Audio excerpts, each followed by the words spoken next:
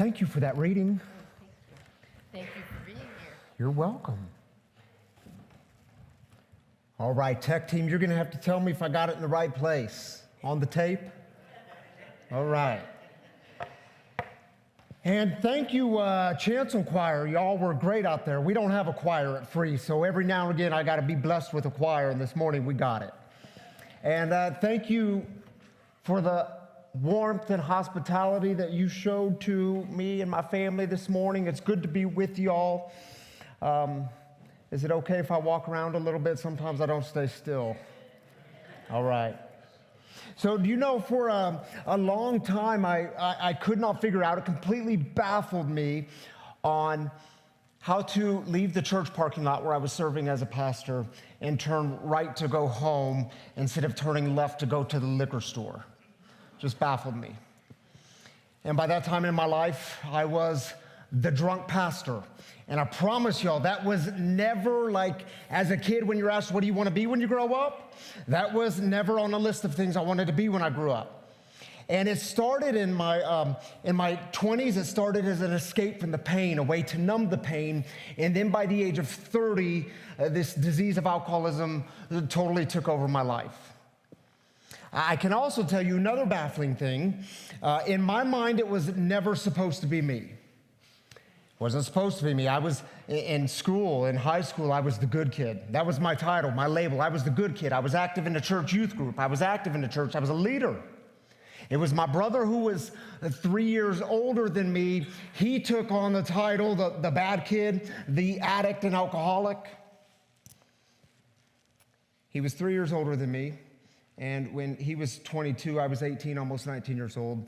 He was killed by this brutal disease of addiction. It was a car accident. It took me many years to say these words out loud. He got clean and sober, but then he relapsed, and he was the drunk driver. And it was never supposed to be me. And I just want to pause for a moment and ask y'all, if you're willing, of course, to be brave for a moment, would you be willing to stand? Or if you're not able to stand, you can just raise your hand. If you have someone in your life that you love who has or is battling this disease of addiction, would you be willing to stand or just raise your hand? Yeah. Those of you in the front, take a moment and look around. Yeah. Thank you. You can be seated. I mean, sometimes I think we just need to be reminded we're not alone, because that is our greatest fear, that we're walking this journey alone, and we're not alone. And do you know, my world came crashing down on January 7th of 2013, which was just over 13 years ago, and I could not put down a drink. And it's taking everything from me. And it was a Monday morning. I'll never forget that morning. A Monday morning, and I'm passed out on the couch again, because that's what we alcoholics do. We pass out different places and try to convince ourselves it's normal. And I'm passed out on the couch, and I hear my wife, Tammy, upstairs. She's getting ready for work early in the morning. And so I jump off the couch, and I try to make it look like I have my life together. And I hop off the couch, and I walk to the staircase, and I look up at the staircase, and there she is. And this day was so different. She's 9 months pregnant with her second baby girl. She's got a belly out to here. And on this morning, she's standing at the top of the staircase, and she's holding an empty bottle of vodka, because I have bottles hidden all over the house. And she's holding this empty bottle of vodka, and tears are coming down her face. And I'll never forget what she said to me. Ryan, what are we going to do? And y'all, I was filled with so much shame. This shame, it came over my body, and it filled me, because I'm asking questions. How did it get this bad? How did it get to this point? Man, I was raised in the church. I was active in the youth group. I'm a pastor. I've been to Bible school, seminary. How did it get this bad? And I tried to stop countless times on my own, and nothing worked. And I don't know why. I don't know why on that day when she said those words to me, what are we going to do? It allowed me to encounter the G-O-D, the gift of desperation. And I encountered the God who did for me what I could never do for myself. And that day I threw myself into a 12-step recovery program. And I have not picked up a drink since or put any other mind-altering substance into my body, and it's been over 13 years now. Thank you, God, for my sobriety. And do you know what I did? I started working with a sponsor because that's what they told me to do, and I'm going to follow the rules. I'm going to follow the directions. I started working with a sponsor. Do you know what he told me in my first 30 days of recovery? He was so offensive to me. I was so angry. We're sitting at his kitchen table late at night on a Thursday, and he looks at me, he says, Ryan, you've got to understand something. I could tell he was serious, so I'm trying to be serious with him. I said, Terry, tell me, what do I need to understand? He says, you have to understand, you are spiritually disconnected. And I was so angry, and I said to myself, I wasn't dumb enough to say these words out loud, but I'm arguing with him in my head. And I thought, Terry, I know what the problem is. The problem is you just don't know me yet. I don't have a spiritual problem. I just have a drinking problem. Help me put down the bottle. And Terry, once you get to know me, you're going to know that I have a biblical studies degree from college. I have a seminary degree, a master's of divinity degree. I'm a pastor. Don't tell me I'm spiritually disconnected. And do you know what was underneath all that anger? It was fear. Because if you tell me I'm spiritually disconnected, then that means I have nothing. And it turns out God does some pretty good work with the nothingness. It's just a really hard place to get to. And it's a place, once you get there, can be filled with all kinds of shame. And can I also tell you that that passage we read this morning just a moment ago, I never understood it. I never understood. What did Jesus mean by whoever loses their life finds it? How do you even do that? What does that mean? The greatest gift I have experienced in my recovery is it has taught me and is teaching me how to lose my life to find it. I understand it better today. And listen, y'all, I am well aware that you might not be able to relate to my experiences, but can you relate to my feelings? Can you relate to that experience of shame? Brene Brown, she's a shame expert. We have a slide. Brene Brown, she says, shame is an intensely painful feeling or experience of believing that we are flawed and therefore unworthy of love and belonging. And that was me from the age of 5 years old, thinking I was unworthy of love and belonging for a whole host of reasons. What I know about shame is shame will always try to convince you that you are damaged goods. And in my recovery, I spent the first few years working through my shame. And in my recovery, I now get to help others work through their shame. Do you know, for 3 years, the first 3 years of my sobriety, I stayed absolutely silent in my recovery. My greatest hope and prayer was that no one would ever find out. When I got up to give the pastoral prayer on Sunday mornings, my greatest prayer was, I hope no one really sees me, because if they see me, there's going to be too much shame attached to this. I won't be able to handle it if they really see me. So 3 years into my recovery, with the help of my sponsor and some trusted mentors in my life, I decided to go public with my story from the pulpit on a Sunday morning at all 3 worship services. And my hands were doing this. My heart was doing this. I was very nervous, and to my great surprise, the congregation, after every worship service, they were compassionate and loving. So much grace. And to my greater surprise was my email box that following Monday morning. I open up my email, and it's flooded from people in the community, and they're saying things like, I too struggle with the bottle. How'd you put it down? Or my mom or dad is battling pills and it's taking everything from the family, or it's my brother, my sister, my son or daughter. And I get to church the following Sunday and I look out to my people and I thought, oh my goodness, we have a very significant problem. You're sitting next to someone who is going through the same thing you're going through, but you don't know it. And you've been sitting next to them for years and you don't know it. Why? Because we have been silenced. The voice of shame is silencing the voice of the suffering, and it's a significant problem. So 2 years later, Tammy and I, my wife and I, we started Free Recovery Community just in our backyard. I was still serving full-time as a pastor at the church where I was, and we just opened up the backyard on Saturday nights. We couldn't do Sunday mornings for obvious reasons, so we opened up the backyard on Saturday nights. And we were like chasing after this question: what would it be like to create space for addicts and alcoholics, people like me, and then loved ones of addicts and alcoholics, their families, people like my wife, and then spiritual refugees, people who have been kicked around by religion. They're not likely to walk into the doors of a traditional church setting. What would it be like to create that space? And then after some time, very quickly, our backyard started to fill up and things started to grow. And fast forwarding to today, we now have a 12,000 square foot building in the heart of Denver, in the University of Denver neighborhood. It's the place that we call home. We have a fully functioning cafe that is open 9 to 9 throughout the week.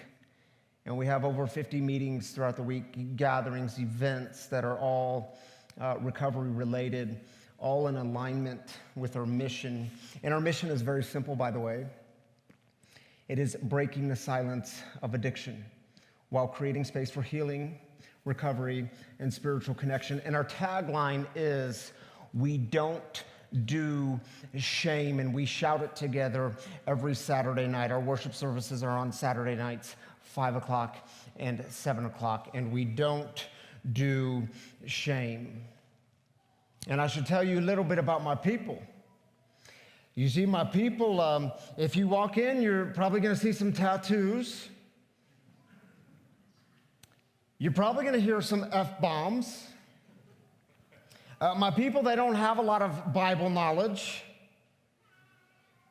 Many of my people have been wounded by religion, wounded even by religious leaders, and they come in with all kinds of baggage. I should also tell you about my people. They are the most authentic people I believe you will ever encounter.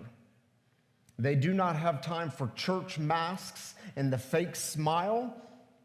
My people, they are the wounded healers of the world that I believe the world so desperately needs. And my people are very familiar with shame. And I would ask you, do you know how much shame walks into these doors every single week? Do you know how much shame is not just in your community inside these walls, but in your community? Do you know the number of people who carry shame? Do you know Fredo and his girlfriend? They were coming to Free every single week for about a year. They were always there on Saturday nights, and about 6 months go by, and I don't see Fredo. And one Saturday afternoon, I walk into Free. I walk into the big room. Churches call it a sanctuary. We call it a big room, the big room. And I walk in to set up chairs for that night, and towards the back of the room, on one of the couches, I see Fredo. And I walk towards Fredo, and Fredo's sitting on the couch. He's got his head in his hands, and I said, Fredo, dude, it's good to see you. It's been a minute. And he looks up at me. He says, Pastor, I relapsed. And we were in a hotel room using together. And I promise, Pastor, I left for 5 minutes. 5 minutes, I just walked down the hallway to get something from the vending machine. And when I came back, it was too late. It was too late. I tried to do everything I could. I tried everything. I tried to bring her back, but she's already gone. That night, his girlfriend died of a fentanyl overdose. We've lost many people to this drug. Last year in this country alone, we lost over 107,000 people to a fentanyl overdose or poisoning. And Fredo goes on to tell me how much God must hate him and how God is against him. And shame is oozing out of his body, and I invited Fredo to stay. I said, make yourself at home. Fredo stayed for the 5 o'clock service that night. And at the end of the service, I mentioned that we would be doing baptisms soon. And if you want to get baptized, let me know. When we do our baptisms in a custom-built wagon, and I'll tell you that story another day, and we do full dunkings, because that's very important for our people, our community, full dunkings in the water. And after the service, Fredo comes up to me and says, "Pastor, will you baptize me?" I said, "Fredo, I'd be honored to." And so just a few weeks later, we did the baptisms in the custom-built wagon. Fredo was the first one in the wagon that night. And do you know, right before the baptism, I always ask a set of questions like we do. And I always end with this question: do you confess you are not damaged goods? And here Fredo is sitting in the water, in the wagon, and his daughter is next to the wagon, holding his hand. And I asked him, I said, "Fredo, do you confess you are not damaged goods?" And this boy begins to weep. And his daughter's holding his hands. Can I tell you today, he's clean and sober. He's a peer recovery coach.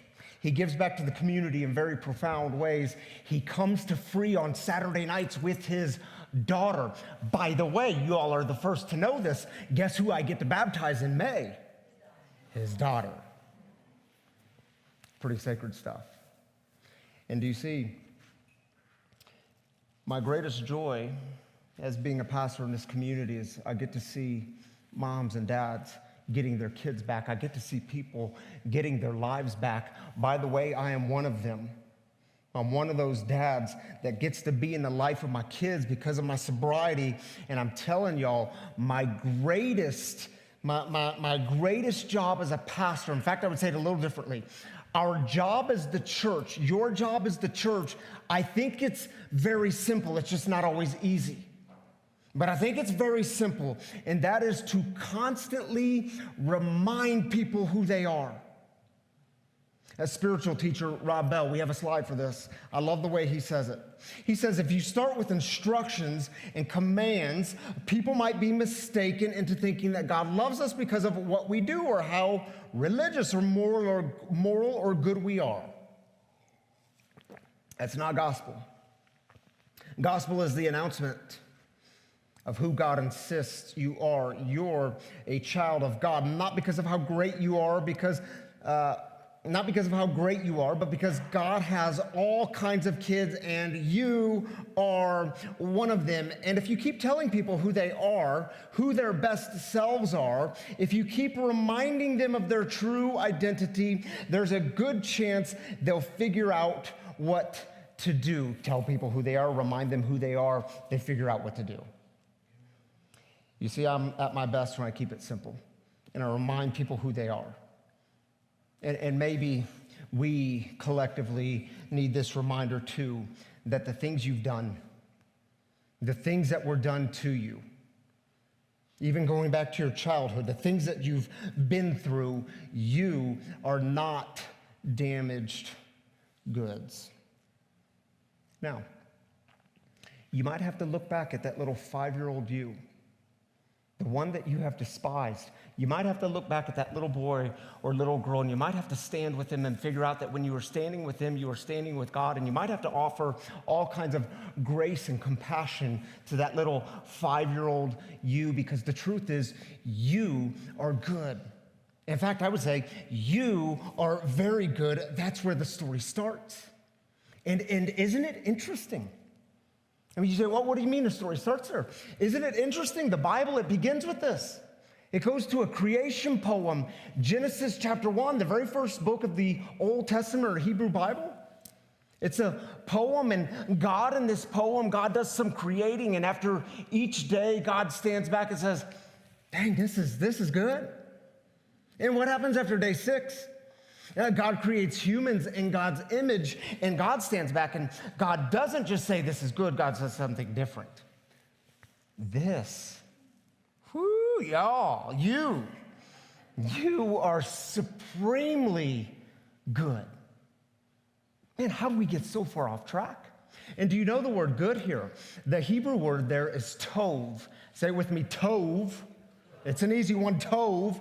Tov, it's used 7 times in this opening creation poem, and it literally translates to good, beautiful, working the way it was created to. Fascinating, isn't it? I mean, apparently what God thinks is, y'all are just incredible. How did we get so far from the story? How did we leave that plot? Y'all are incredible. You, me, we, that's good news. That is gospel. And you are not the things you've done and the things done to you. You're not all the messages that you received of not being good enough and not being worthy enough of love and belonging. No, start where the story starts. And it means you are supremely tov. You are loved. You belong from when? From the very beginning. And some of you might know that 65 million adults alive in the United States today have already given up on religious attendance. They've left it. Church attendance, they've given up. By the way, that number grows by 2.7 million every single year. It should be of no surprise to you that people have completely given up on the church. And there's all kinds of reasons for this. We could have like a whole series on the reasons why people are leaving church. You can look at the Pew Research Center and read their statistics and the research that they put out. Diana Butler-Bass, she's a church historian. She's got some great information on this. But do you know, my friends, they keep it really simple. Do you know what they tell me? They say it's boring and totally unrelatable. Oh, that's so offensive. It's boring and totally unrelatable.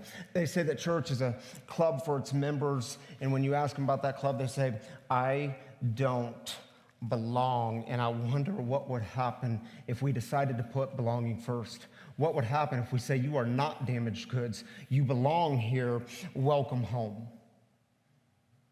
And see, I believe with every bone in my body that this is the way of Jesus. I believe it's the most faithful.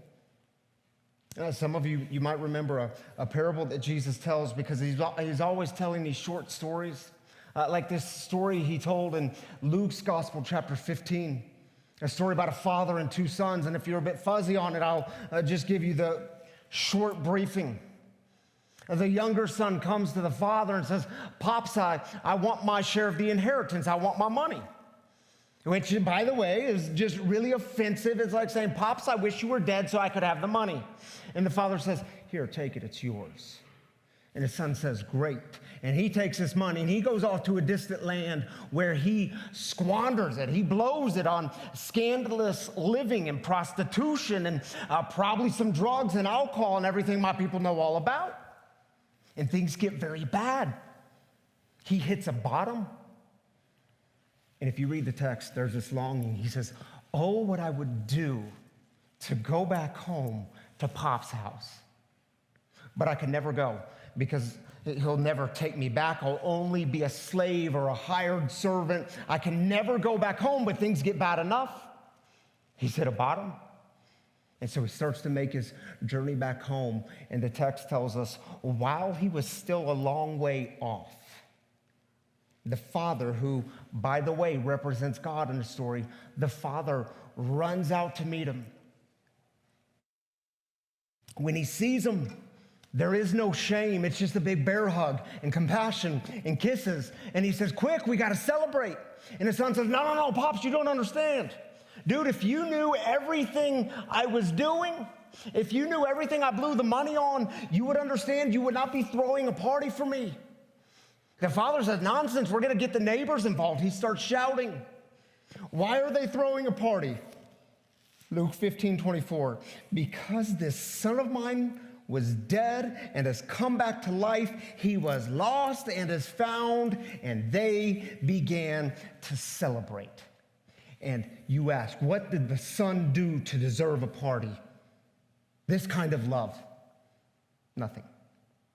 Because God's love always moves beyond categories of deserving. And can you imagine God saying, you are not damaged goods. You are tov. In fact, you are supremely tov and welcome home, the place where you have belonged the whole time. Jesus was saying through these short stories, that's who God is. That's who God is. That's who God is. Was Jesus saying, by the way, that's what the church could be. And I'll close with this. Adam has been coming to free for a little while now. Adam is 9 years clean and sober. And I should tell you, Adam is not at all a church guy. If he were to walk in here this morning, he would probably get some funny stares. He would look very out of place because Adam, he's got a lot of tattoos. He's got way more tattoos than I have. He's even got tattoos on his face. He's one of those guys who has been to prison. He's part of a motorcycle club, so he wears leather, and this motorcycle club is called Sober Souls. How cool is that? Yeah, Adam, he's one of those guys, you probably know people like this. He drops a lot of F-bombs. He drops F-bombs like they are commas. Here's what I mean. Adam, what'd you have for breakfast? I had eggs, effing bacon, yeah, he's one of those guys. You know people like this. And yet you ask my wife, who are the 5 people you trust most in this community? I promise you, Adam's going to be on that list. Do you know, after my sermon on a Saturday night, we always have a guest storyteller to share about 15 minutes of their experience, strength, and hope. One night recently, Adam was our guest storyteller. And that dude got so vulnerable. He spoke about this trauma and abuse as a child, unspeakable trauma and abuse as a 6-year-old. He talked about how it led him into this life of drugs and alcohol and addiction. He talked about how that led him into years of prison. He talked about how he got clean and sober and why he stays clean and sober and how he helps other people. And that night afterwards on the stage, Adam received a standing ovation in our community, even after he dropped many, many F-bombs. And do you know, I met with Adam the week before that in my office to talk through the night together. And I asked him, I said, Adam, dude, can you tell me, why are you here? Like, why do you come to free? He looks at me, he says, Pastor, I've done some terrible things. I've done things in my life that still make me cringe when I think about these things. And he says, Pastor, I know you like the scriptures and you understand them. You even love them, but I don't really understand the Bible. He says, but from day one, you told me I belong here.